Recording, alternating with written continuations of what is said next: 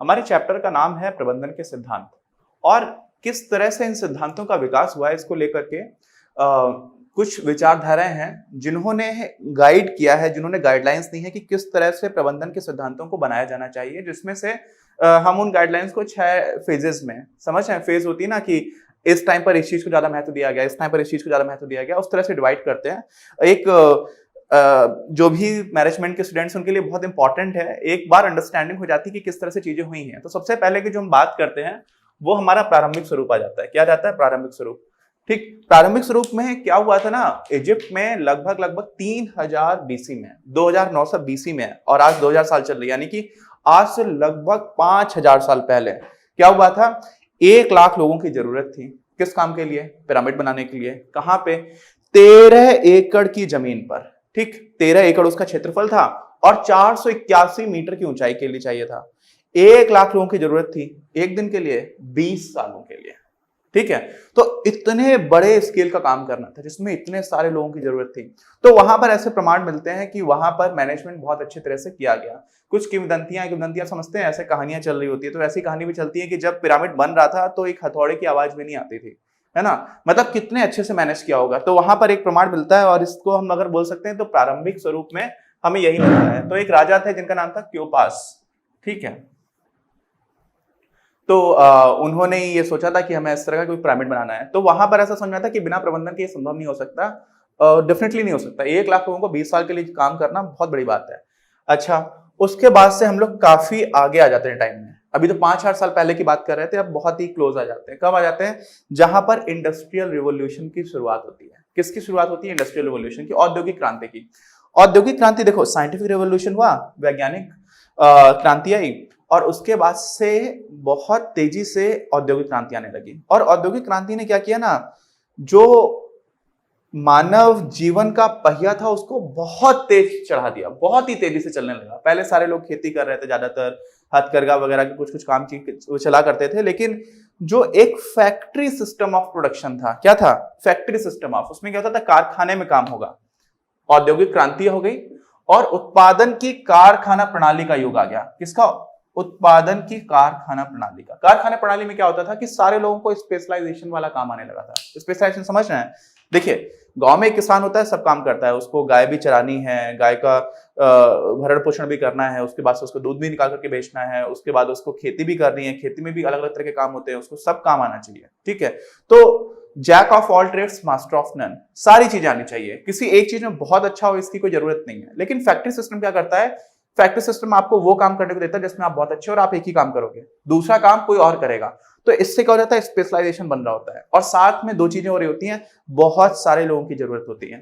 ठीक, क्योंकि एक काम को एक इंसान तो कर नहीं रहा है, पूरा काम एक इंसान नहीं करेगा, बहुत सारे लोग तोड़ के करेंगे, तो निश्चित रूप से बहुत सारे लोगों की जरूरत होगी। और साथ में इक्विपमेंट्स भी यूज करेंगे। ठीक है, टेक्नोलॉजी पर फोकस है ना, तभी तो औद्योगिक क्रांति है। तो औद्योगिक क्रांति में टेक्नोलॉजी को भी बहुत ज्यादा फोकस किया जा रहा है। तो वो जो पूरा माहौल था ना उस टाइम पर हो क्या रहा था कि देखा जा रहा था यार कि अभी तक तो बहुत धीरे धीरे प्रोडक्शन हो पाता था, इंडस्ट्रियल रिवोल्यूशन आया, मशीन्स का हमने यूज करना स्टार्ट किया, और जो प्रोडक्शन लाइन है उसमें बहुत सारे लोगों को स्पेशलाइज्ड पोजीशंस डाली, तो प्रोडक्शन बहुत तेजी से बढ़ गया, उत्पादन बहुत तेज होने लगा। तो पूरा फोकस टेक्नोलॉजी पे रहा, पूरा फोकस इस बात पर रहा कि किस तरह से मैनेजमेंट में भी हम लोग साइंटिफिक नॉलेज को यूज करना स्टार्ट करें, मैनेजमेंट भी है वो पूरा साइंटिफिक बने। तो इसमें हम लोगों ने 2 लोगों का नाम लिया था। किनका नाम लिया था? एक तो हमारे फ्रेडरिक साहब थे, फ्रेडरिक विंस्लो टेलर। ये क्या हुआ करते थे? ये मैकेनिकल इंजीनियर थे अमेरिका के। और एक दूसरे हमारे साहब थे, कौन से? जो फ्रांस के थे, हेनरी फेयोल साहब। ठीक है, ये आपके माइनिंग इंजीनियर हुआ करते थे। तो इन्होंने ये बोला, जो टेलर साहब थे ना, ये ऐसा बोला करते थे कि वैज्ञानिक प्रबंधन पे इन्होंने पूरा जोर दिया। किस पे दिया? वैज्ञानिक प्रबंधन पर। वैज्ञानिक प्रबंधन का मतलब क्या हुआ? जैसे लॉज है ना, लॉज ऑफ साइंस है, तो उसमें या तो ये होगा या तो नहीं होगा, है ना। जैसे काइनेटिक एनर्जी है तो हाफ mv² होगी, ऐसा नहीं होगा कि 2 mv² हो जाए किसी केस में, वो है तो वो है। ऐसे ये बोला करते थे कि प्रबंधन का भी कोई एक सर्वोत्तम तरीका होगा, ये बेस्ट है। क्या बोलते थे? ये बेस्ट है, इससे अच्छा कोई प्रबंधन नहीं हो सकता। तो वो बेस्ट ढूंढने की कोशिश होती थी। ठीक, तो इनका क्या फोकस रहता था कि एक सर्वोत्तम ढंग है किस चीज का? प्रबंधन का। साथ में प्रशासनिक सिद्धांतों का भी काफी वैल्यू मिलने लगी। किसकी? जिसको हम लोग बोलते हैं एडमिनिस्ट्रेटिव प्रिंसिपल्स। क्यों मिलने लगी? क्योंकि प्रशासन बनने लगा। प्रशासन समझते हैं एक हायरार्की होती है कि सबसे ऊपर ये बॉस है, उसके बाद 4 लोग हैं, उन 4 लोगों के नीचे भी कुछ लोग काम कर रहे हैं, उनके नीचे भी कुछ लोग काम कर रहे हैं। तो एक जब हायरार्की बनती है ना, तो वहां पर कई लोग भी हैं और वो हायरार्की है, उसके साथ साथ क्या हो जाता है, प्रशासन आ जाता है कि इन सारी चीजों को कैसे मैनेज किया जाए। तो प्रशासनिक सिद्धांत में आने लगे। क्यों आने लगे? सबकी जो जड़ है वो वही है, क्योंकि औद्योगिक क्रांति आ चुकी थी और कारखाना जो है, कारखाना प्रणाली, फैक्ट्री सिस्टम, वो बहुत अच्छे से चलने लगा था। तो यहां पर भी इसकी भी आवश्यकता देखी गई और बोला गया कि नहीं नहीं, प्रबंधन में प्रशासनिक सिद्धांतों को भी बहुत अच्छे से जोड़ करके देखना चाहिए। और क्या हुआ? विवेकशील आर्थिक विचार, rational economic ideas, rational economic thoughts. क्या था इसमें कि भाई अब हमारा उद्देश्य है ज्यादा से ज्यादा उत्पादन करना, कम से कम लागतों में करना। तो उसके लिए हम लोगों ने देखा कि अब फैक्ट्री सिस्टम बहुत अच्छा काम कर रहा है। तो देखो, दो चीजें हैं। एक तो क्या है, बड़ी तेजी से बारिश हो रही है, आपको थोड़ा शोर लग रहा होगा, लेकिन अच्छा है, मैं मौसम में नहीं जा पा रहा हूं, मुझे बारिश बहुत पसंद है। एनीवेज, तो होता क्या है कि जो भी हमारा फैक्ट्री सिस्टम है उसमें कुछ तो मशीन्स का साइंस, जो साइंटिस्ट थे उन्होंने कुछ वैज्ञानिक सिद्धांत बनाए, उन सिद्धांतों के ऊपर कुछ मशीन्स बनी। लेकिन मशीन इटसेल्फ फैक्ट्री नहीं है। मशीन्स को किस तरह से प्रोसेस में लगाना है, वो पूरा चेन कैसी होगी, प्रोडक्शन प्रोसेस, वो प्रोसेस भी एक अलग काम हो जाता है, ठीक। और उसमें काम करने वाले लोगों को कैसे मैनेज करना है, तो ये पूरी चीज आने लगी थी। और वहां पर सीधा उद्देश्य क्या रहता था कि हमें ज्यादा से ज्यादा कैसे पैसे कमा पाए, ज्यादा से ज्यादा उत्पादन कैसे कर पाए, कम से कम खर्चे में, ठीक है। और इसी में इन दो महानुभावों ने क्या किया, मैक्स वेबर भी एक आए थे इंसान, उनका भी बताऊंगा, उन्होंने भी काफी अच्छा कॉन्ट्रीब्यूशन दिया। वो ये कहा करते थे कि होता क्या है कि प्रबंधन में अधिकारों का दुरुपयोग करने लोगों, अगर आप एब्यूज करोगे पावर को, किसका एब्यूज ऑफ पावर जो है वो इनइफेक्टिव बना देगा आपके मैनेजमेंट को। जैसे मान लीजिए कोई मैनेजर है और वो अच्छे से अपने अधिकारों का दुरुपयोग करता है, सबको कभी निकाल देता है, कभी डांटता है, इस तरह का काम करता है। अगर उसके द्वारा उसके अधिकारों का दुरुपयोग किया जाए तो क्या हो जाता है, प्रभावशीलता का समापन हो जाता है। किस चीज की प्रभावशीलता? प्रबंधन का। तो उन्होंने बोला कि भाई अधिकारों के दुरुपयोग को रोकना बहुत जरूरी काम है। क्या बोला कि अधिकारों के दुरुपयोग को रोकना बहुत ही ज्यादा जरूरी काम है, ठीक। अच्छा, और क्या थे, हमारे हेनरी फॉयल साहब थे। हेनरी फॉयल साहब का जो काम था ना, थोड़ा सा अलग था। देखो, हमारे जो फ्रेडरिक साहब थे, इन्होंने बोला कि वैज्ञानिक प्रबंधन है वो देखो, क्योंकि सर्वोच्च तरीका है, आप वहां तक पहुंचना है। हेनरी फॉयल जो साहब थे ना, वो बोलते थे कि देखो, आपको कुछ लोगों को कुछ पोजीशंस देनी होंगी, है ना, उनका रोल क्या होगा, उनकी पोजीशन क्या होगी, उनका पद क्या होगा, और लोग तो ही हैं, तो व्यक्ति हैं और पद हैं। ऐसे व्यक्तियों को आपको व्यक्ति लेकर के आने हैं और कुछ पद बनाने हैं, और एक ऐसा कॉम्बिनेशन बनाना है कि एक बहुत ही ज्यादा एफिशिएंट ऑर्गेनाइजेशन बन जाए। क्या बन जाए? एक बहुत ही एफिशिएंट ऑर्गेनाइजेशन बन जाए, है ना। एफिशिएंट मतलब दक्ष काम कर पाने वाला।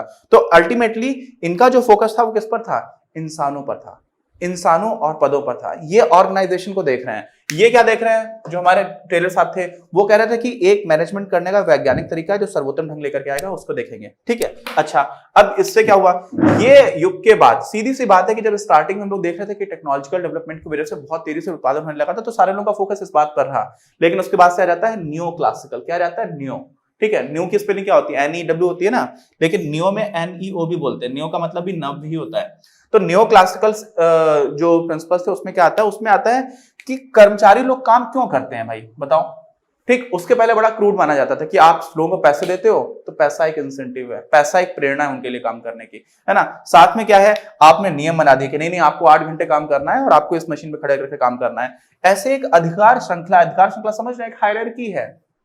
वो आपका बॉस है तो आपको उसको बताना है, आपके नीचे वाले जो लोग हैं आपको उनसे काम कराना है।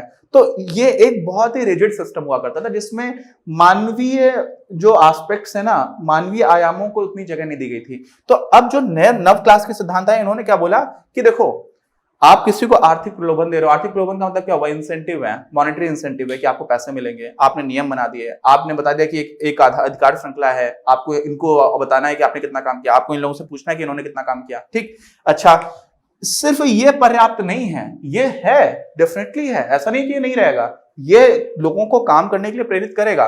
लेकिन उसको छोड़ने के बाद से समाज को किस चीज की जरूरत है, लोगों को इस चीज से भी फर्क पड़ता है। तो जो आपके यहाँ काम करने वाले लोग, अगर उनको समझ आएगा कि आप ऐसा काम कर रहे हो जिससे वास्तव में समाज का भला होगा या समाज की आवश्यकता पूरी हो रही है, तो वो और अच्छे से काम करेंगे। ऐसे ही उनको कौन सी चीज ड्राइव करती है, उनकी क्या प्रेरणा है, उनको कौन सी चीज अच्छी लगती है, वो भी मैटर करती है। समझ रहे हैं? तो अब लोगों की तरफ आप सोचना स्टार्ट करो। यहाँ पर तो मशीन जैसा है कि यहाँ पैसा दे दिया, मशीन लगा दी, प्रोसेस बना दिया। यहाँ पर क्या आना स्टार्ट हुआ कि समाज की क्या आवश्यकता है, लोगों को कौन सी चीजें प्रेरित करती हैं, और लोगों के खुद के एटीट्यूड्स कैसे, उनका दृष्टिकोण कैसा है, ये सारी चीजें होने लगी। इसी में 3 और थॉट्स हैं। और इसने क्या किया ना, इसके बाद हम लोग क्या पढ़ते थे, बिहेवियरल साइंस पढ़ते हैं। बिहेवियरल साइंस समझते हैं, बहुत अच्छा है, बहुत इंटरेस्टिंग होता है कि लोग किस तरह का व्यवहार करते हैं, किस कंडीशन में किस तरह का व्यवहार होगा। अभी तो मैंने बताया इकोनॉमिक्स में टेस्ट एंड प्रेफरेंसेस बदलते रहे लोगों के, है ना, बदलते रहते हैं, लोगों को किस तरह का फैशन बदलता रहता है। तो किस तरह का फैशन आएगा, किस तरह का लोग रिएक्ट करेंगे, किस तरह के एडवर्टाइजमेंट में, तो लोगों के व्यवहार किस तरह से होता है, उसका बड़ा अच्छे से डेवलपमेंट हुआ।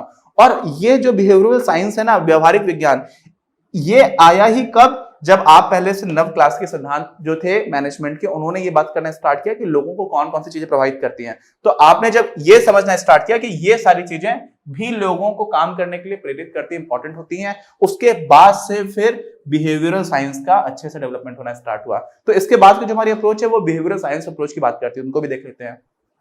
हम लोग अभी तक ये 3 जो चरण हैं, किसमें, प्रबंधन के जो सिद्धांत है उनके विकास में, इनको देख चुके हैं। प्रारंभिक स्वरूप भी देख लिया, क्लास की जो क्लासिकल मैनेजमेंट थ्योरी है उसको भी देख लिया, और जो न्यू क्लासिकल था उसको भी देख लिया।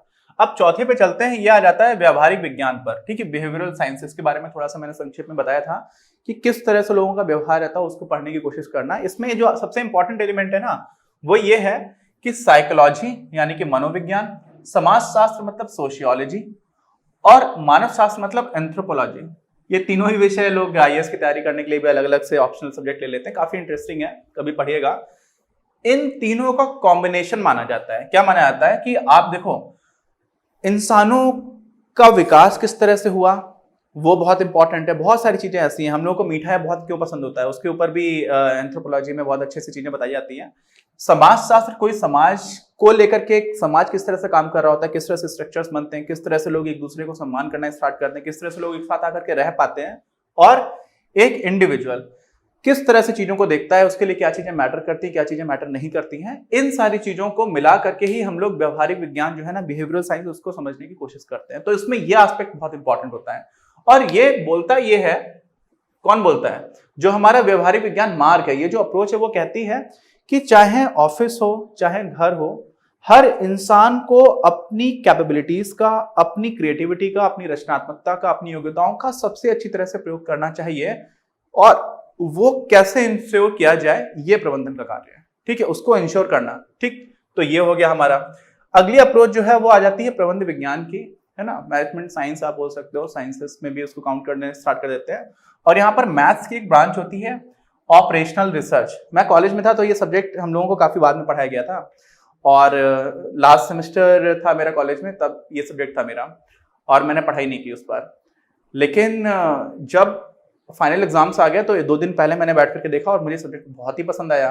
तो उस टाइम पर ऐसा रियलाइज हुआ कि पहले देख लेना चाहिए कि कौन से सब्जेक्ट्स अच्छे हैं, कौन से नहीं। बहुत ही इंटरेस्टिंग रहता है ऑपरेशनल रिसर्च में कि ऑपरेशंस को आप सबसे अच्छी तरह से ऑप्टिमाइज कैसे कर सकते हो। ऑप्टिमाइजेशन समझते हैं कि सबसे अच्छी तरह से कैसे चल पाए। जैसे मान लीजिए इसका इस जो ये गणित की एक शाखा है, इसका विकास मालूम है कब हुआ था? प्रथम विश्व युद्ध में और द्वितीय विश्व युद्ध में संसाधनों का सबसे अच्छी तरह से यूटिलाइजेशन कैसे हो। जैसे मान लीजिए 2 ट्रक्स हैं, एक ट्रक के टायर्स ऐसे हैं जो बहुत ज्यादा अच्छे नहीं है, कुछ दूर जाकर के खराब हो जाएगा। ठीक, 3 टायर्स अच्छे हैं, एक खराब है, और दूसरा है कि जिसके 3 टायर्स खराब है, एक टायर अच्छा है। तो वो ऑपरेशन रिसर्च बताता है कि भाई, आप कॉमन सेंस भी बताता है ऐसे तो, लेकिन कॉम्प्लेक्स होती जाएगी प्रोसेस, तो फिर आपको गणित से ही सॉल्व करना पड़ेगा। तो आप क्या करो कि जो अच्छा टायर था उसको चारों एक में अच्छे कर दिए, तो अब ये ट्रक बहुत दूर तक जा सकता है बिना टायर खराब किए हुए, और चारों में खराब टायर लगा दिए तो थोड़ी दूर तक तो जा सकता है, ऐसी उम्मीद है। तो कौन से संसाधनों का किस तरह से प्रयोग करना है, तो मैंने इसमें क्या बताया कि गणित बताता है आपको। यहाँ पर क्वांटिटेटिव चीजें आ जाती है, परिणाम जो परिमाण होता है ना, संख्या के हिसाब से आपको बताया जाता है कि देखो ये गणित बता रही है, ऐसे काम करना है। तो यहाँ पर गणित और विज्ञान भी काफी क्लोज हो जाते हैं, एकदम क्वांटिटेटिव चीजें रहती हैं। तो क्वांटिटेटिव टेक्निक्स का हम यूज करते हैं, किसका करते हैं? परिमाण संबंधी तकनीकियों का। ठीक, बहुत इंटरेस्टिंग भी है, ये भी बहुत मीनिंगफुल होता है। और इसमें परिचालन में अनुसंधान मतलब ऑपरेशंस में जो रिसर्च की जा रही है उसके ऊपर जोर दिया जाता है। और इसके बाद से आ जाता है अपना आधुनिक प्रबंधन। आधुनिक प्रबंधन जो है वो बोलता है कि यार देखो, कोई भी जो ऑर्गेनाइजेशन है वो बहुत कॉम्प्लेक्स है। क्यों कॉम्प्लेक्स है? आजकल जो भी बड़े ऑर्गेनाइजेशंस हैं वो एक कल्चर में काम नहीं करते हैं, वो एक टेक्नोलॉजी पे काम नहीं करते हैं, बहुत तेजी से बदलती हुई टेक्नोलॉजीज के बीच में काम कर रहे हैं। सेम ऑर्गेनाइजेशन चाइना में भी काम कर रहा है, जहां पर एक तरह से सिंगल पार्टी रूल है, डेमोक्रेसीज में भी काम कर रहा है, फिर अफ्रीका में या फिर मिडिल ईस्ट में ऐसी जगह पर भी काम कर रहा है जहां पर राजशाही जैसा काम भी है। तो बहुत अलग अलग तरह के पॉलिटिकल सेटअप में भी काम कर रहा है। तो जो आधुनिक संगठन है ना, वो बहुत ही ज्यादा कॉम्प्लेक्स है, बहुत जटिल है, और इसलिए कोई बना बनाया सिस्टम पहले से हो कि हाँ इस तरह से हम काम करेंगे तो सब कुछ हो जाएगा, ये नहीं चलेगा। क्या नहीं चलेगा? सिस्टम्स अप्रोच नहीं चलेगी। सिस्टम्स अप्रोच मतलब आपको पहले से एक प्रणाली पता है, उसको आप लेके चलते जाओगे तो ये काम नहीं करेगी। तो क्या काम करेगा? काम करेगी कंटिजेंसी अप्रोच। हमारे यहाँ पर जो भारत सरकार है उसमें अलग अलग तरह के फंड्स होते हैं, तो उसमें कंटिजेंसी फंड ऑफ इंडिया भी, कंटिजेंसी वालों समझ रहे हैं कि जब हालत खराब हो जाए, आकस्मिक अचानक से जरूरत पड़े, बाढ़ आ गई अचानक से, तो कंटिजेंसी फंड से आप यूज कर लेते हो, है ना। कंटिजेंसी का मतलब होता है कि आपत्ति आ गई, तो जैसे ही जहां पर प्रॉब्लम आ रही है आप वहां पे काम करो, ठीक है। मैनेजमेंट में ऊपर ऊपर से चीजें चल रही हैं, जहां पर दिक्कत आ रही है आप वहां पे सॉल्व करो। तो मैनेजर्स का भी यही काम रहता है कि कंटिजेंसी अप्रोच को लेकर के चलो। ऐसा हमारा जो आधुनिक प्रबंधन है, मॉडर्न मैनेजमेंट है, वो इस तरह की बात करता है। और इसमें इस अप्रोच के लिए आप जो भी है, आपके पास मॉडर्न टूल्स हैं, ठीक, लेटेस्ट टेक्नोलॉजीज हैं, जो टूल्स हैं उन सबको आप देखो, किस तरह के टूल्स जो आपको डिसीजन मेकिंग में हेल्प कर पाए, है ना। आपको डेटा एनालाइज करना है तो उसके लिए भी टूल्स हैं, तो वो सारी चीजें आप यूज करो। लेकिन आप कोई पहले से सिस्टम बना करके ऐसा नहीं करो कि जहां पर दिक्कत आ रही है आप वहां पे तुरंत सॉल्व करने की कोशिश करो। इसको क्या होता है, बहुत ज्यादा व्यवहारिक होती है, बहुत ज्यादा प्रैक्टिकल अप्रोच है, आप बहुत ज्यादा थ्योरी के पीछे समझाने की जरूरत नहीं है, ठीक।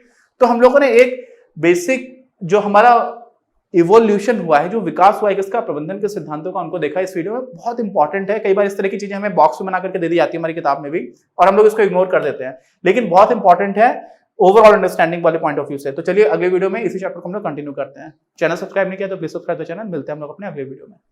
इस वीडियो के प्रायोजक हैं आप, और अगर आप ऐसे ही और वीडियोस बनाने में हमारी मदद करना चाहते हैं तो पैट्रियन पर जाकर या फिर स्क्रीन पर दिए गए QR कोड को स्कैन कर अपना योगदान जरूर दें।